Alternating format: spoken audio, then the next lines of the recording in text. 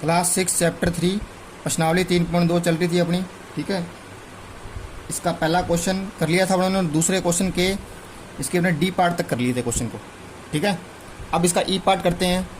देखो इससे पहले मैंने आपको अभाज्य संख्या बताया था, थोड़ा सा और रिपीट कर देता हूँ। अभाज्य संख्या क्या होती है, ठीक है। अभाज्य संख्याएं वे संख्याएं होती है जिसमें स्वयं का यानी खुद का भाग जाए, किसी और संख्या का भाग ना जाए। देखो इधर संख्या जैसे 2 है, 3, 5, देखो इसको बार बार पढ़ो, आप बार बार लिखो इसको, ठीक है। अभाज्य संख्या तो आपको याद हो जाएंगी ये 2, 3, 5, 7, 11, 13, 17, 19, 23, 29, 31, ठीक है, 37, 41, 43, ठीक है, 47। ये मैंने 50 से छोटी संख्याएं लिख दी आपको, ठीक है। अभाज्य संख्या मैंने लिख दिया। अब देखो अब क्वेश्चन क्या कह रहा है, ये कह रहा है सभी अभाज्य, देखो ई पार्ट कर रहे हैं इसका, सभी अभाज्य संख्याएं यानी सारी अभाज्य संख्याएं, ये कह रहा है विषम होती है। देख लो भाई यहाँ से यहाँ तक तो सारी विषम है, लेकिन ये क्या विषम, एक सम संख्या है इसमें। इसका मतलब क्या आंसर आएगा इसका, असत्य, ठीक है, असत्य हो गया ये। अब देखो इसका एफ क्या कह रहा है, अभाज्य। अभाज्य का मतलब ये सारी संख्याएं, ठीक है, कि कोई गुणनखंड नहीं होते, ये कह रहे हैं। ये कह रहे कोई गुणनखंड नहीं होते।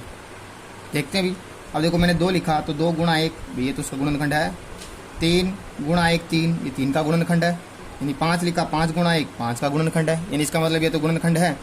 यानी देखो अभाज्य, देखो इसकी एक परिभाषा ये भी कह सकते हैं अपने, जिसके 2 फैक्टर हो सके यानी 2 गुणनखंड हो सके तो क्या कहलाई, अभाज्य। और 2 से ज़्यादा हो जाए, ठीक है, उसे भाज्य कहेंगे अपने, ठीक है। लिख देता हूँ, देखो इधर अभाज्य जिसके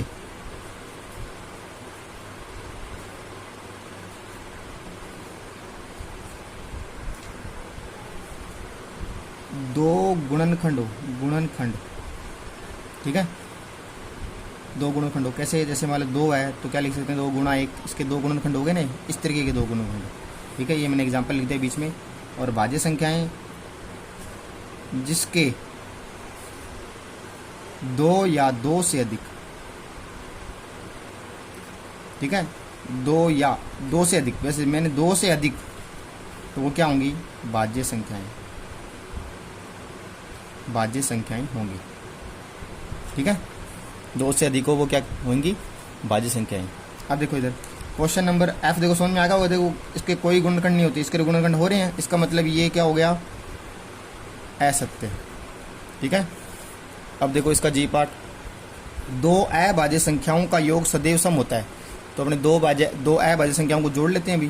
देख लो 2 अभाज्य संख्याएं यानी 2 और 3 है। और एक एग्जाम्पल हो लेते हैं 5 और 7, क्या करते हैं, इनको जोड़ते हैं। इसका आंसर कितना आ रहा है, 5, इसका आंसर कितना आ रहा है, 12। अब यहाँ देखो एक शब्द चलता है सदैव, सदैव का मतलब होता है हमेशा। ये कह रहा है हमेशा सम होता है, जरूरी नहीं है भाई हमेशा सम। यहाँ तो देखो विषम भी आया है, ठीक है, यहाँ सम आ रहा है, इसका मतलब ये क्या होगा, असत्य है। हमेशा नहीं होता भाई, कभी कभी हो सकता है, कभी सम भी आ सकता है तो कभी विषम भी आ सकता है। अब देखो एच, केवल 2 ही एक सम अभाज्य संख्या है। तो अभाज्य संख्या लिख लेते हैं, 2, 3, 5, 7, 11, 13, 17, 19, ठीक है, चल रही है संख्याएं। अब कह रहा है 2 क्या है, एक सम अभाज्य संख्या है। तो देखो इसमें भाई 2 ऐसी एक सम अभाज्य संख्या है भी, सही है। इसका मतलब क्या आ जाएगा, ये सत्य, क्या आ जाएगा, सत्य, सही है। इसमें भाई 2 ही एक सम अभाज्य है, बाकी की सारी क्या है, विषम है, एक ही है, ठीक है। क्वेश्चन देखो आई इसका, सभी सम संख्याएं भाज्य संख्याएं होती है। अब देखो मैंने भाज्य संख्या की परिभाषा बताई थी आपको, जिसमें 2 या 2 से अधिक भाज्य संख्याएं हो, ठीक है, 2 से भाज्य संख्याएं हो, 2 या 2 से अधिक भाज्य संख्याएं। देखो मैंने पहले बताया ना आपको, देखो भाज्य, यहाँ भाज्य का मतलब यहाँ गुणनखंड से ले रहे हैं अपने, गुणनखंड से, किससे ले रहे हैं, गुणनखंड से, ठीक है। भाज्य का मतलब देखो जिसमें 2 या 2 से अधिक भाज्य यानी क्या हो, गुणनखंड हो, ठीक है। अब देखो क्वेश्चन देखो आई इसका, सभी सम संख्याएं भाज्य संख्याएं होती है।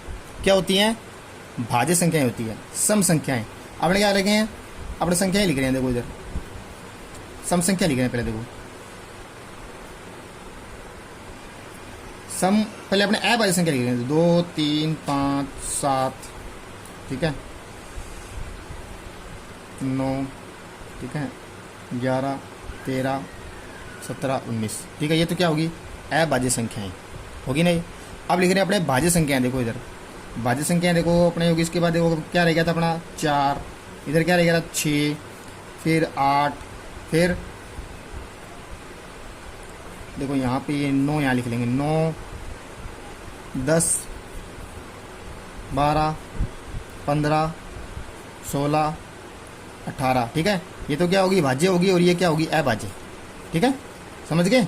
ये सारी की सारी ये क्या है अभी, ये अभाज्य होगी और ये क्या होगी, भाज्य। तो कंफ्यूज मत होना इसमें, ये भाज्य होगी जिसमें खुद का भाग जा रहा है, और इसमें ये देखो 4 में देखो 2 का भाग जा रहा है, जिसमें भाग जा रहा है किसी और संख्या का खुद के अलावा, तो वो क्या हो जाएगी, भाज्य।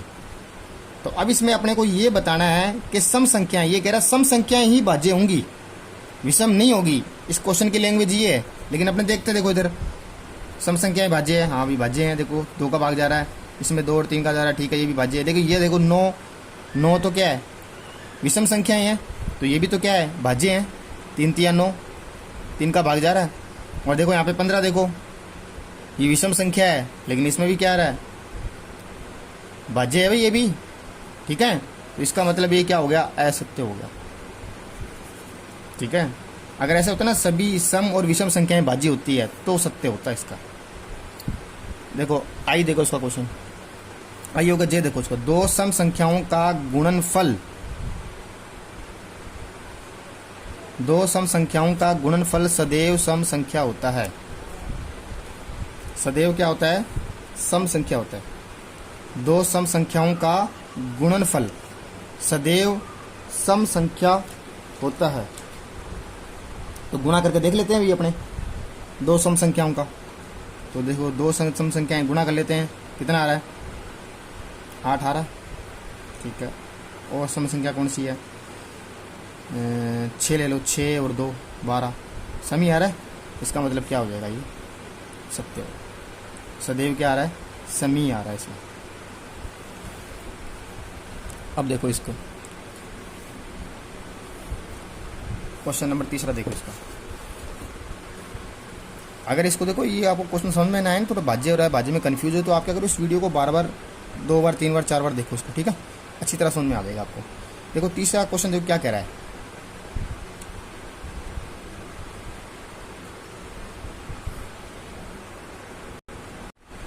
कक्षा 6 चैप्टर 3 और एक्सरसाइज 3.2 चल रही थी अपन, ठीक है। क्वेश्चन नंबर 3 इसका क्या कह रहा है, संख्या 13 और 31 अभाज्य संख्याएं हैं, ठीक है भाई, अभाज्य संख्याएं हैं।